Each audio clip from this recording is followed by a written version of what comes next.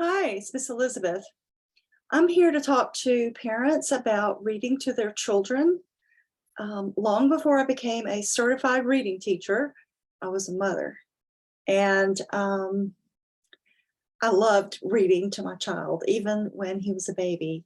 Of course, when he would go to sleep as a baby, I was supposed to be taking a nap, but I was reading my own novels. So this child had no chance not to read, not to love reading, not to love books, and it's true to this day. So I'm here to encourage you all to read to your children from a very early age, because when children hear you read, when they see you pick up a book, then they learn how to take, how to start at the beginning, not start at the back, but the beginning, the front, go page by page, and read from left to right. So it's great to take your finger and follow along as you go word by word, word by word. And then this is how young children get concepts of print, even before they're really, at the age to start reading. And I don't recommend trying to get a child to read too early either. Some parents and some little schools will do that, and it's counterproductive. So when I was learning to read, I did it in school. I went to a Montessori kindergarten, and by the time I got to first grade, I was really ready to read and I wanted to read, and it just kind of clicked. And every child is different. But I want you to know there's a lot that goes into creating reading readiness in a child. And when they learn, to respect books and to think that they're wonderful and to look forward to being read to, then that sets them up to be a reader and a lifelong learner. And that's what we really want. We want to create enthusiasm in our children to become lifelong learners. One of the biggest mistakes you can ever do or see is seeing a mother in a grocery store hand her smartphone to a baby. And, they're pretty young and they are learning how to manipulate that thing pretty early. And that sets them up to not read, to not do well academically, because we're all addicted to these things, myself included.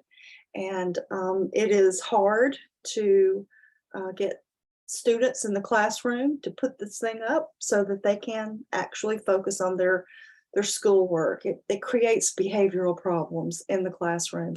And so I'm here to advocate for homeschooling, and those things still need to be put up and limited. So that's just me being a school mom. And I think most parents understand that I'm right. So when my son came along, I was in this department store called Parisians. It was very nice department store. And they had all these Beatrix Potter stuffed animals. This is Squirrel Nutkin, and this is Tom Kitten. These belong to my son. He's in his 30s, and he still has these. He has even more. And I started buying him those, and these little, they sold these little books there too. So that's how I came across one of the most influential children's book writers ever, because everybody knows about Peter Rabbit. That is, she's the author of Peter Rabbit. And I recently bought this big book of all of her stories with all these beautiful illustrations, because I am a reading teacher and it's handy to have, and it's mine. It's mine. It doesn't belong to anybody else. So I'm going to tell you a little bit about her, because she was not your usual student. She was born in 1866, so she was considered a Victorian. And she was a different child. She was interested in nature, and that's what really interested her. So in her room, she had all these little animals in little cages and all kinds of naturalistic objects like seashells and lichen on tree trunk, little trees, little limbs. And she would draw. She spent all of her time drawing.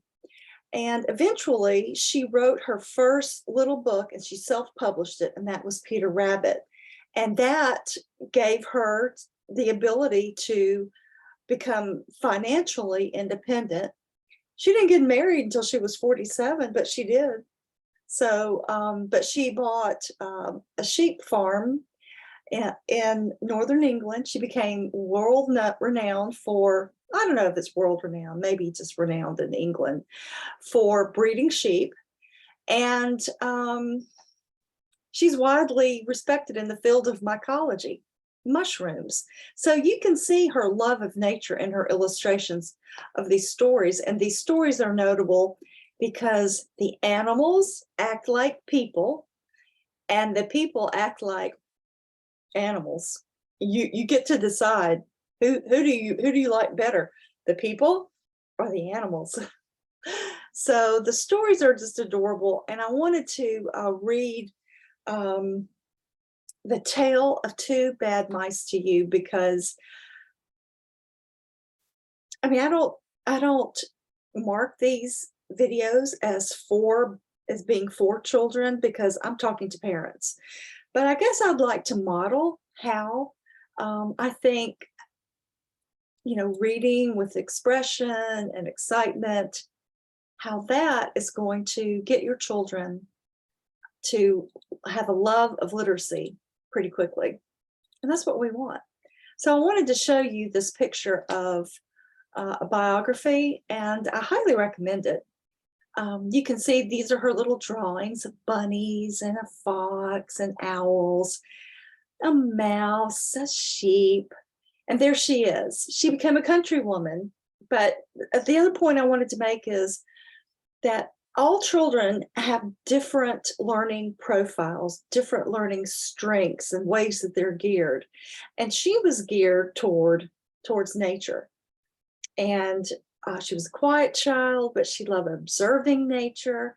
And I've said before that keeping a nature journal with your children as you homeschool and need to take a break from reading, writing, and arithmetic, you go outside, go to parks, and observe nature, write about it, draw, make observations, and just keep it, in a notebook, a nature journal. So Beatrix Potter, she was very serious about this. She did this, and it ended up changing her life. And she became very wealthy because of her little books. And she was adamant, with her publisher that she wanted these little books that children could hold, in their hands. So I want to show you a map of her world. I don't know how many Beatrix Potter books you're familiar with. I know some of them by heart. Taylor of Gloucester, Mr. Jeremy Fisher, and here's the map. This is what her world looked like with all of these animals as characters. Two Bad Mice lived up here. Squirrel Nutkin lived here. Mr. Todd's winter house is right here. Ginger and Pickle's shop. Pigling Bland, Mr. McGregor's garden. Now, Mr. McGregor is, he's the one who was after Peter Rabbit. And here's Mr. Jeremy Fisher, who lived in a little damp house at the edge of the pond amongst the buttercups. The water was all slippy sloppy in the larder. Now that's the kitchen, and in the back passage. But Mr. Jeremy liked getting his feet wet. Nobody ever scolded him, and he never caught a cold. You see, I memorized these things. So I just want to read a little bit. There are people who like me to read. to them. It's kind of like I've been doing Beatrix Potter dramatic readings for decades now. But let me share the first page so you can see these beautiful illustrations. And you know, this is what children need. They need to see beautiful pictures and hear beautiful words. So let's start with The Tale of Two Bad Mice. Once upon a time, there was a very beautiful doll's house. It was red brick with white windows, and it had real muslin curtains, a front door, and a chimney.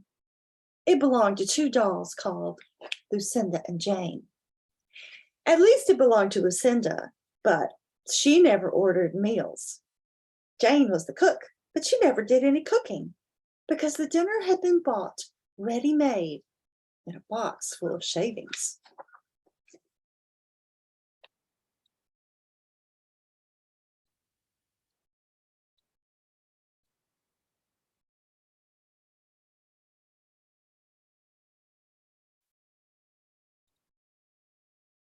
There were 2 red lobsters and a ham, a fish, a pudding, and some pears and oranges. They would not come off the plates, but they were extremely beautiful. One morning, Lucinda and Jane had gone out for a drive in the doll's perambulator. That's a stroller, y'all. There was no one in the nursery, and it was very quiet. Presently, there was a little scuffling, scratching noise in a corner near the fireplace, where there was a hole under the skirting board. Tom Thumb put his head for a minute and then popped it in again. Tom Thumb was a mouse. A minute afterward, Hunca Munca, his wife, put her head out too, and when she saw that there was no one in the nursery, she ventured out under the oilcloth under the coal box. The doll's house stood at the other side of the fireplace. Tom Thumb and Hunca Munca were cautiously walking across the hearthrug. They pushed the front door. It was not fast. I don't know how to do this except to stop the screen, share one thing at a time, so bear with me. I just want you to see these beautiful illustrations. One of these days, somebody's going to come and help me and smooth out all this process. Tom Thumb and Hunca Munca went upstairs and peeped into the dining room. Then they squeaked with joy. Such a lovely dinner was laid out upon the table. There were tin spoons and lead knives and forks and 2 dolly chairs, all so convenient. Tom Thumb set to work at once to carve the ham. It was a beautiful shiny yellow, streaked with red. The knife crumpled up and hurt him. He put his finger in his mouth. It is not boiled enough. It is hard. You have a try, Hunca Munca. Hunca Munca stood up in her chair and chopped at the ham with another lead knife. It's as hard as the hams at the cheesemongers, said Hunca Munca. The ham broke off the plate with a jerk and rolled under the table. I'll let it alone, said Tom Thumb. Give me some fish, Hunca Munca.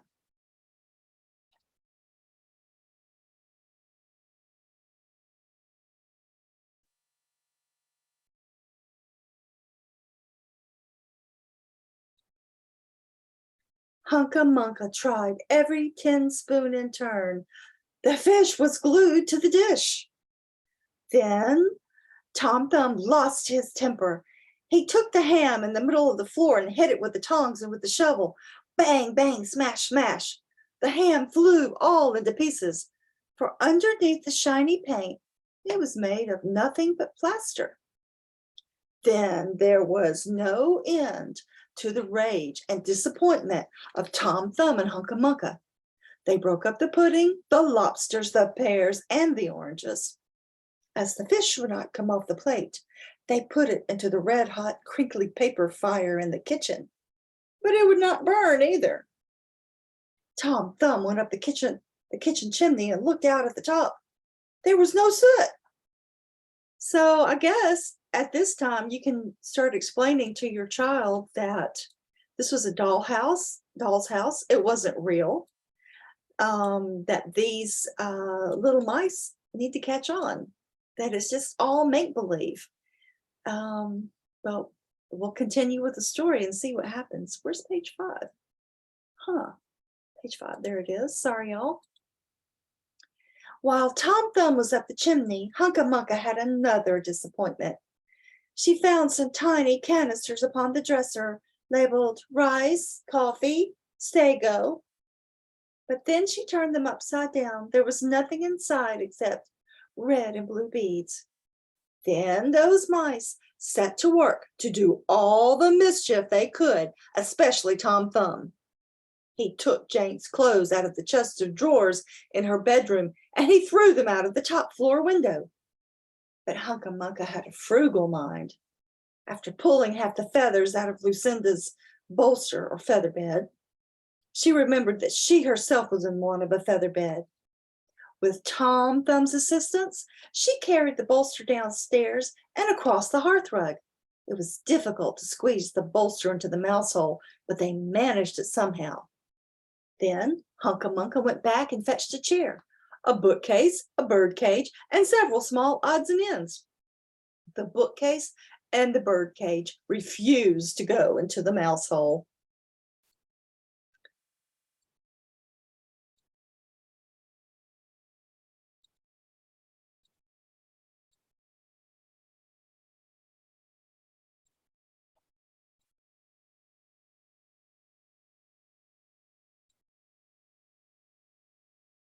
Let's see, I need to find a different page, I'm sorry.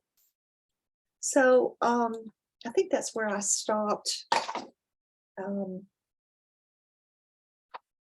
scanning. So I'll just read a little bit more about this. So after they take everything that they want, the two dolls come home, Jane and Lucinda. And of course, what's so funny about this is that, they're dolls. They're not doing anything. They just sit and stare. And it's just really a funny book. But and then there's a cop, a policeman doll who comes. So this is the little girl who's, moving the dolls around, but it's still from the point of view of Hunca Munca and Tom Thumb. What a sight met the eyes of Jane and Lucinda. Lucinda sat upon the upset kitchen stove and stared, and Jane leant against the kitchen dresser and smiled, but neither of them made any remark. The bookcase and the bird cage were rescued from under the coal box, but Hunca Munca has got the cradle and some of Lucinda's clothes. She also has some useful pots and pans and several other things. The little girl that the doll's house belonged to said, "I will get a doll dressed like a policeman." But the nurse said, "I will set a mousetrap." So that is the story of the two bad mice. But they were not so very, very naughty after all, because Tom Thumb paid for everything that he broke. He found a crooked sixpence under the hearthrug, and upon Christmas Eve, he and Hunca Munca stuffed it into one of the stockings of Lucinda and Jane. And very early every morning, before anyone is awake, Hunca Munca comes with her dustpan and her broom to sweep the dolly's house. The end. I hope you enjoyed that. I think you can tell from my face that I love to read. I love these stories. And I think it's important for you to find what you love to read to your children and start doing it. Onward and upward.